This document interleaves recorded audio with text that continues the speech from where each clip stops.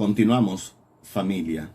Ahora en este segundo corte, podríamos decir. Estoy haciendo corte breve, 10 minutos, 11, 12, menos de 15, sobre todo para poder cargarlo después y que también les sea más fácil a ustedes desde su teléfono o desde el espacio que hagan uso, puedan descargarlo y poder verlo. Es importante tener presente que haciendo esta especie de taller, curso, hasta diálogo, aunque sea virtual, si queremos llamarle, tengamos presente que antes que todo, hay que tener la palabra. Yo ahora tengo acá en mi mano la Biblia Latinoamericana de Formadores. Y es bueno que antes de escuchar lo que yo voy a decir, o lo que se ha venido diciendo, o lo que van a decir después, otros que vendrán otras personas que vendrán posteriormente, que nosotros hagamos el recorrido, para que no sean simplemente las palabras nuestras de quienes estamos haciendo este intento las que resuenen, sino que ya haya como un repique interno porque usted ha leído el texto. Por ello le invito a leer, tal vez antes de continuar en este vídeo, a leer lo que va del capítulo 4, 23 al capítulo 9, 35. 4, 23 al 9, 35 en el Evangelio de Mateo. Podríamos llamar a esta parte, junto con la Biblia cultural, proclamación del programa del reino de los cielos.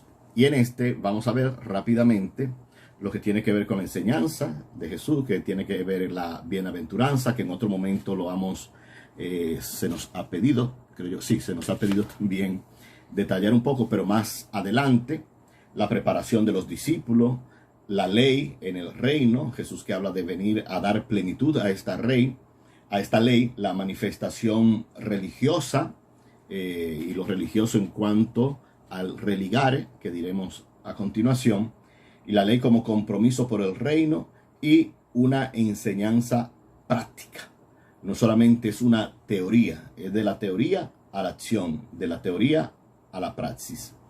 En el primer momento se describe el escenario de la enseñanza, como es el sermón del monte, lo diremos más ampliamente después, como es el sermón del monte. Imagínense el gentío, la gente, la multitud, y Jesús que tiene que hablar a la multitud. Tiene que buscar el escenario apropiado para que se dé el elemento visual, que es importante en la comunicación. Estos días de COVID nos hemos dado cuenta que a través de los medios podemos comunicarnos, pero nos hace falta lo tangible, los ojos que nos ven, el corazón que resuena, la gente que aprueba o que bosteza, por ejemplo, cuando estamos en una homilía o en una charla, etc. Todos esos elementos que son presenciales, corporales, son importantes. Pues en el sermón del monte igual, el que Jesús suba a la falda de la montaña le da una ventaja, podríamos decir, pero una ventaja que tiene que ver con el elemento comunicacional. Es decir, la gente le puede ver y él puede ver a la gente.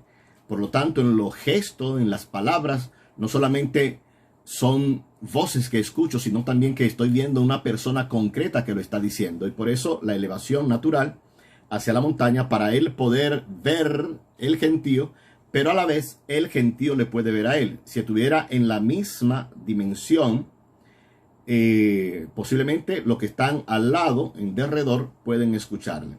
Eso es la preparación del escenario que podríamos decir. Y desde allí va a proclamar lo que es el reino, Basileia, hemos dicho anteriormente. Y esto es la bienaventuranza o feliz, el Makarios, que dirán en griego, bienaventuranza.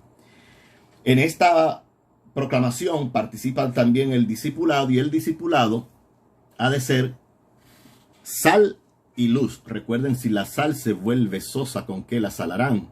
Hay que tirarla porque no sirve para nada. Y esto es importante tenerlo presente. No he entrado en el elemento propio de la bienaventuranza porque habrá su momento. Es importante tener presente el elemento de ser sal y luz, que nos dirán, la luz no se esconde debajo de un cajón, debajo de un selemín, porque tiene que ser expresada, tiene que ser para iluminar, como diría el profeta Isaías en su momento, luz de las naciones, cuando habla al pueblo de Israel como el siervo del Señor. Pero también el discipulado tiene que ser sal. Y la sal lo que hace es dar sabor, eso está de más decirlo.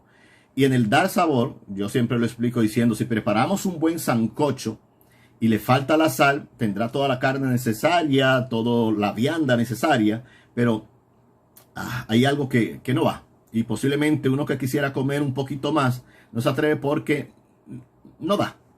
Le falta la pizca. Ahora, cuando tiene la pizca y la sal en su gustito, en su sazón, usted lo come y sabe que tiene el gustito, que tiene el sazón. Ahora, si usted quiere buscar la sal dentro del sancocho, no la va a encontrar. Pues eso es lo que Jesús nos está diciendo, que debemos ser sal en el sancocho, de tal manera que se pueda sentir el gusto, pero que no se vea. Porque también dirá en otro momento, lo que hace tu mano derecha, que no lo haga tu mano izquierda, porque no es para ser visto como hacen los fariseos, que andan con largas filasterias por la calle y bien vestidos, para que la gente al verle les rinda pleitesía, les rinda genuflexión. No así entre ustedes será en el Evangelio. De esta manera lo dice Lucas, aunque estamos en Mateo. Jesús revisa la autoridad de la ley y va a decir, yo no he venido a abolir la ley, porque no ha venido a romper, a acabar con lo que está hecho, con la estructura, si queremos. No, la estructura está bien. No podemos vivir de manera acéfala. No podemos estar como sin rumbo, sin ninguna normativa. Las normas son bien, pero las normas siempre son buenas cuando están en tanto cuanto al servicio del ser humano, al servicio de la persona. Y por eso no es abolición de la ley, sino buscar el espíritu profundo de esta ley para que ella llegue a su plenitud, al sentido propio que es el ser humano. Y lo va a plantear dentro de estos capítulos que hemos dicho, desde la perspectiva de la limosna, la oración y el ayuno, que en su momento haremos posiblemente una explicitación cuando nos corresponda hablar propiamente de los capítulos 5, 6 y 7, que es lo que llamamos Sermón de la Montaña o discurso programático. La religiosidad dentro del reino debe ir dirigida al Padre, no a la ostentación de la persona, de los hombres y mujeres. Yo soy religioso no para distinguirme entre los demás, sino que es para estar en conexión con el Padre. De hecho, lo he dicho en otros momentos, y me habrán escuchado algunos de ustedes, y algunas de ustedes que nos siguen, la religiosidad no tiene que ver con una especie de rituales, de una prerrogativa, de unos cánones, de una manera fija de hacer las cosas, porque yo siempre digo, los ritos nos ritualizan, y a veces el hábito hace ley, y a veces no podemos dejar de hacer esta cosa porque siempre se ha sido así. Eso no es la religiosidad en el sentido original de la palabra. El sentido original es de religare, religatio, de poder estar mezclado una vez más con el Dios. Eso, si queremos, es en sentido de creación. Por lo tanto, el sentido religioso es religatio, volver a ligarnos con el Señor, con el Padre. La práctica de la enseñanza de Jesús se ilustra con 4 comparaciones. Hablará de los 2 caminos, que es, ¿por qué puerta entramos? ¿Por la ancha o por la angosta? Hablará de falsos profetas y de buenos profetas, también en estos capítulos. Los 2 tipos de discípulos. El árbol se conoce por su fruto. Árbol bueno da fruto bueno. Árbol malo da fruto malo. 2 tipos de discipulado. Y podríamos terminar en esta parte con la construcción de la casa. ¿Dónde tú construyes tu casa? ¿Sobre la arena o sobre la roca? Nos dirá también el evangelista en la persona de Jesús. Hechos de Jesús. Otro elemento que podríamos tocar en el tiempito. Vamos a ver si nos da. Jesús mezclado con los leprosos, con el siervo del centurión, con la suegra de Pedro. Jesús ante la tempestad, ante los endemoniados, ante el paralítico. Jesús ante la hija de Jairo, ante una mujer. Jesús ante los 2 ciegos. Estos distribuidos son 3 grupos: leproso, centurión, suegra, la tempestad, la hija de Jairo, etc. Se enseña cómo en esta nueva sociedad o comunidad los marginados, las personas vulnerables, los que están puestos al borde del camino, son acogidos.